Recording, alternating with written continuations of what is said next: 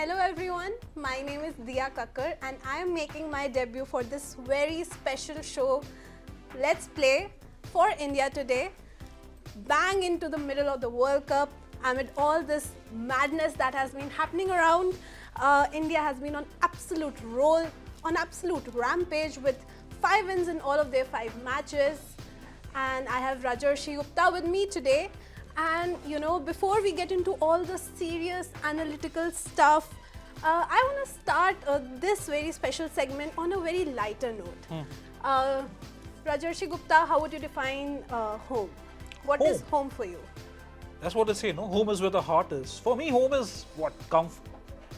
Where your pressure of expectation is also toned down with a lot of support. And where you get to eat dal rice very easily. That's my favorite food, like Rohit Sharma. Wow. Yeah, dal rice is comfort food. So home basically where comfort is, where our heart is. So our Indian cricket team has also been in their home conditions in this tournament, and they have been playing in the comfort of their home, and with that home conditions come the added expectations, the added pressure. So what about that? Look, you said comfort of home. It's not like they're working from home here. It's not like they're getting up, sitting on their couches and working from the comfort of their home. By the way, I'll tell you why they are obviously referring to the whole home factor, home advantage, because India, obviously, they are unbeaten so far in the 2023 Cricket World Cup. They've won everything. They have decimated their opposition in all these 5 matches. Of course, going to take on England on Sunday, right, in Lucknow. But here's the thing. A lot of people, I've seen a lot of comments on social media, especially from Pakistan cricket Twitter. They're saying, oh, but India are playing at home. Boss, it's not easy playing a World Cup at home. Let's be really particular about that, okay? India have had to travel the most. They've traveled to 10 different locations. Exactly. So which means 10 different pitches, 10 different conditions. And different weather patterns as well. Look, exactly. They started off in Chennai, right? That World Cup opening game against Australia in Chennai. On the 8th of October, they're going to play their final World Cup league game on the 12th of November in Bangalore. Yes, in Bangalore. So from Chennai to Bangalore, they've travelled the length and breadth of the country. They went to Pune, then they went to... Sorry, where did they go from Chennai? They went to... where did they play? Afghanistan. Gosh, it's already... In Delhi. It's already getting complicated. It's Delhi, then they went to... Then they went to Ahmedabad for where Pakistan match. For the Pakistan game. Then they went to Pune. Then they went to Dharamshala. Yeah. Stayed in Dharamshala for a bit. Where we saw fog coming in during the match. There was fog. The kind of weather conditions we are talking about. Play stopped because of mist in Dharamshala. You would expect that in hilly regions, right? This time of the year. Then you're now going to Lucknow. Yeah. From Lucknow, you'll travel to again. Where are they traveling to? Where are they playing Sri Lanka? In Mumbai. In Bombay, and then they're going to go to Kolkata. From Kolkata, they go to Bangalore. So it's just been absolutely, all over, everywhere for India. But again, coming back to home advantage, right? So that's as far as home advantage is concerned. So much travel, all these airport rituals, all of that. But remember, home advantage. What is home advantage? From 1975 to 2007, not a single home team had won the World Cup. India bucked the trend in 2011. From then on, the next 2 World Cups were won by home teams. Australia in 2015, England in 2019. Yeah. Let us be very specific. It is not easy playing a tournament of such magnitude at home because of the expectations everywhere you go, right? You're walking through the airport, people want you to win the World Cup. You're walking into your hotel, people want you to beat Pakistan. You're walking across from the team bus to the hotel lobby, they want Virat Kohli to get 100, they want Rohit Sharma to get to a quick 100, they want Jasprit Bumrah to take 5 wickets. It's crazy, right? We've all heard accounts of how all these teams would be expected to win at home. I remember I was covered in the 2011 World Cup year. It was just crazy, the pressure, the absolute burden of expectations back then. It was just insane. Having said that, right, India have really set the tone. And then they showed other teams that, look, you can do that at home as well by staying level-headed, by staying calm, by staying completely composed. Again, you're talking of home advantage, right? Rahul Dravid very rightly said before the World Cup, before the team set out for the Asia Cup in Sri Lanka, right? We were discussing that. In August it was perhaps when he said, look, kya hai home advantages? You have so many players. who are regulars in the IPL Definitely. from other countries. You look at David Warner, you look at David Miller, Quinton you look de at Kock. Quinton de Kock. Heinrich Klaassen has played some IPL as well. Hagizo Rabada has played the IPL. A lot of these guys have been Lungi Ngiri, for instance, because South Africa Maxwell. playing. Glenn Maxwell. So it's not like other teams do not know Indian conditions, and India also Definitely. play a lot of cricket at home. So Australia, by the way, have played 2 bilateral ODI series. Apart from, I'm not even getting into the test matches. I mean, I'm just because it's the ODI World Cup, talking of ODIs. 2 ODI bilateral series in India in the space of 10 months. So that shows. And they managed to win They one managed to series win as well. exactly at the back start in of the year. March. At the start of the year, they won that one series. So it just goes both ways. It goes both ways, and I think yes, all of these Indian players have grown up playing on these pitches in these conditions. But look, you cannot ever overlook the expectation of pressure. Yes, it feels great to have 40,000 people cheering for you. That atmosphere. What an event that would have been when everybody rooted for Virat Kohli to get to his 100 in Dharamshala. Wasn't to be, unfortunately, got out on 95. But even then, before that, when they were in Pune playing Bangladesh, when Kohli neared his 100, the whole ground was after him. When Nasoom bowled that wide and Richard Kettlebrough refused to call it a wide.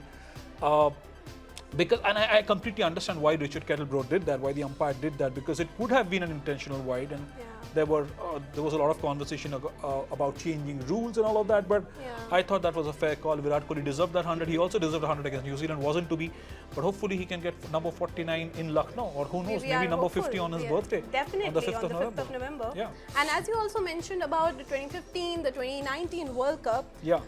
India was not having a home advantage as such, but still the way the tournament panned out for them, they won 7 matches on trot back in 2015 as the defending champions.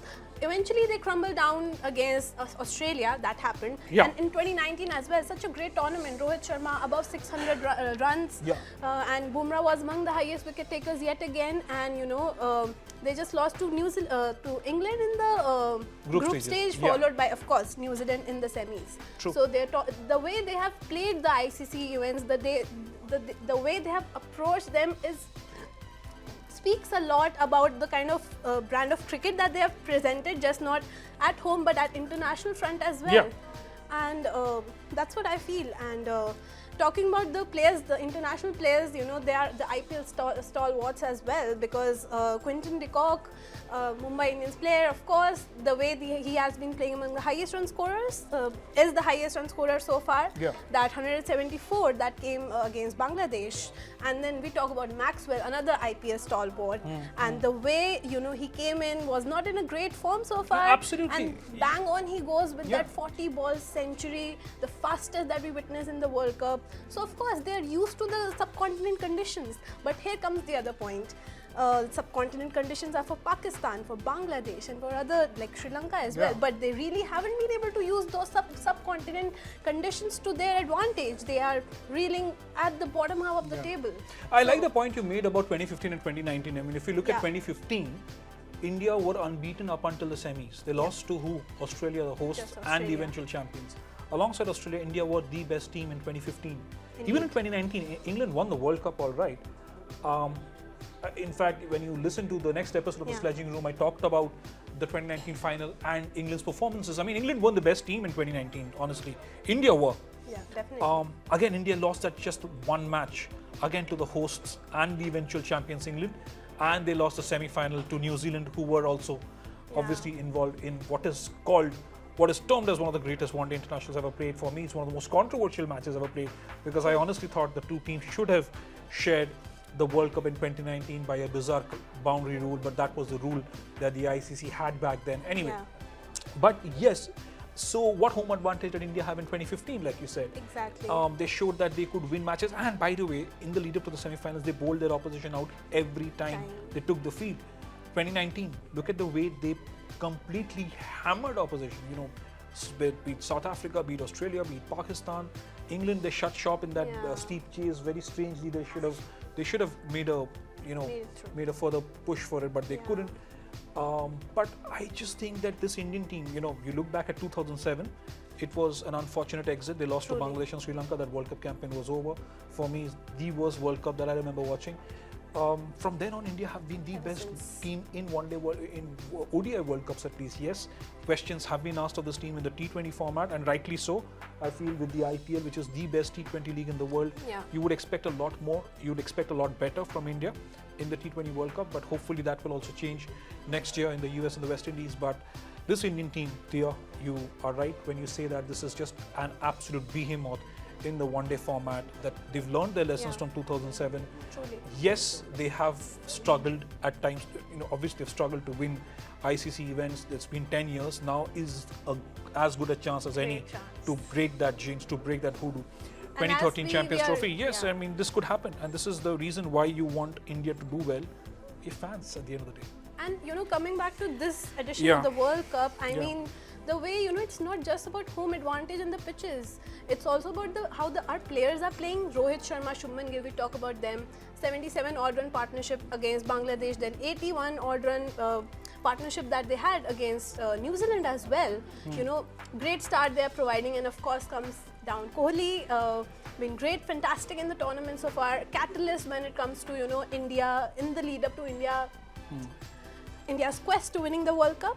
He is going to be a great catalyst for that. And our bowlers as well, it's them who managed to pull back the other opposition and stopping them from scoring those 20-25 odd runs that eventually helps our batters to chase down the target very easily. So we talk about Bumrah, we talk about Kuldeep Yadav being among the highest wicket takers in the tournament so far, and the comeback of Shami has been brilliant. I mean, it's not a comeback really. Look, Shami had to miss out the first 4 matches because of the balance of the squad.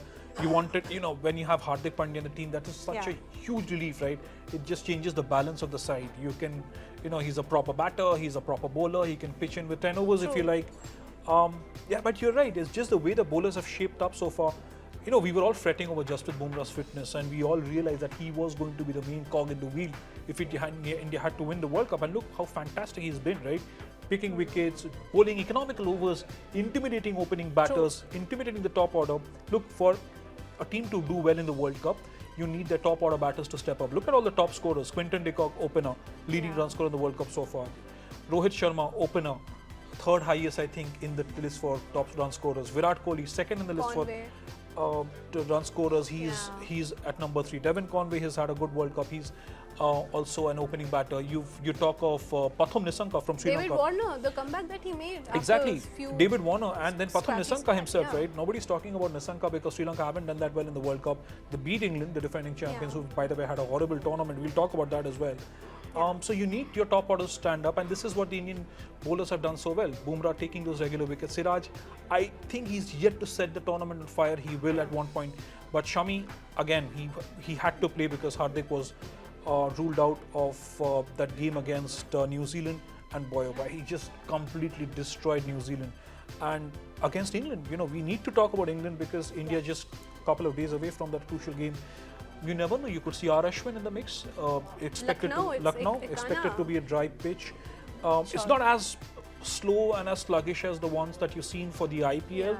They had a change of curators after that T20 National against New Zealand. So you'll see, but that pitch will still offer a lot of assistance for the spinners. So, and moreover, it's also psychological, right? The moment an England batting lineup looks at Jadeja, Kuldeep and Ashwin, they're like, oh my goodness, they're sweating already. They have had some nightmares facing up to Jadeja and Ashwin in Test cricket at home. And I think that's a great bowling lineup to have. Is it time to perhaps give Siraj a bit of a break? Yes, because it's been a long season for him. Yes, he did not play the 3 ODIs against Australia in the lead up to the World Cup. But I think maybe just give him a breather, because I hope they don't sit Shami out. You can't, right? After the 5-wicket haul. And you need Bumrah up until this game. Who knows, against Sri Lanka, maybe even if Hardik is not back by then maybe you decide to rest Bumrah if India have defeated England. So those are some permutations and combinations that will get along as well. But you talk about England sweating already. I mean, it looks like they've already given up on their title defense already. They have already shown the white flag because the way they played against, it has been an embarrassing tournament for them, if I say it like that. It is hugely embarrassing, and it's like they've been hammered left, right and centre, right? Sri Lanka just brushed them aside, and Sri Lanka haven't had the best of tournaments either. And remember, it was ironical because Sri Lanka got to the World Cup by winning the qualifiers, and England are defending champions. I think Is it overconfidence? Perhaps. Is it also, that underwhelming interest to at least be in the World Cup, which is such a shame? Because Joe Root suddenly said, I don't know what the ODI future holds or, looks like. That's just such a silly statement to make when you're not doing it. It's not bizarre, it's beyond bizarre, it's silly. When you're saying that in the middle of the World Cup, and you have to respect the tournament, you have to respect the format, it is still there. And I don't think, I don't think the ODI World Cup is going to be scrapped anytime soon. It shouldn't be. There's a different school of thought which says, what the future of ODIs. But if you look at it, and some people like me, we would say that, look, play the ODIs only as a World Cup. Play a longer format, a longer qualifying tournament. I just said that in the sledging room. Again, I'm plugging the sledging room in, and you'll hear a lot more of that. Maybe let the top four get into the next World Cup automatically, and then the other 6 or 10 teams can compete for a longer duration. So then, in that case, you have a Sri Lanka playing more consistently against the West Indies. You're playing the Netherlands against, say, England more consistently, more frequently. That also helps those teams reach a particular standard. But don't diss the one-day format. I think it's here to stay. I would like to see 2 IPLs being played in a year. That'll be great to watch. Great one in the fun. summer, one in the winter, maybe one just at the onset of winter in India. Yeah. So that'll be great fun. Around the festive season, I think that'll be something to look forward to as well, the IPL. But again, that India-England game, I think, is going to be very, very critical. And also, remember, the last 2 times India and England faced off in World Cups. 2019, like I said, India lost a high-scoring game. 2011, another high-scoring game. That was a tied match. It was just a crazy game. 338. That was just huge. And I think, but this game, if India win, they're just inches away from a semi-final berth, and England are inches away from an absolute disastrous World Cup defense campaign, probably one of the worst defense in the history of ODI World Cups. And with that, I think, as we are also heading towards the business end of the tournament, let's just wrap this up by, I'll just ask you, although it looks pretty much obvious, but your top 4 picks. Like you said, it's pretty obvious right now. It's India, New Zealand, South Africa, Australia. But I think, again, while we're recording this, South Africa are playing Pakistan. Pakistan are 5 down. They've lost Babar Azam. There's a bit of a partnership developing. But if South Africa win tonight, which it most likely will, there'll be a couple of crucial matches to look forward to. New Zealand versus Australia on Saturday. India versus South Africa on the 5th of November. That could perhaps from now on, perhaps the interest would be how the top 4 shapes up. And remember, will it be an India versus Australia semi-final? And will it be a South Africa versus New Zealand semi-final? That is a mouth-watering prospect for a cricket fan. And to watch India versus South Africa in the final, I think that would be the most fair title clash for the tournament, given how these 2 teams have played. So I think it was a pretty interesting, angles and prospects that we have added to the already ongoing debates and narratives. So I think, that's about it. Thank you, and do join us, because this is Dia's debut, and she did have some butterflies in her stomach before we came on air, but it's like 100 on debut, Divya. Well done, congratulations. Do watch us when we come back to you with a lot more as the World Cup gets really interesting as far as the top 4 are concerned. Thank you. Do keep watching us. Thank you.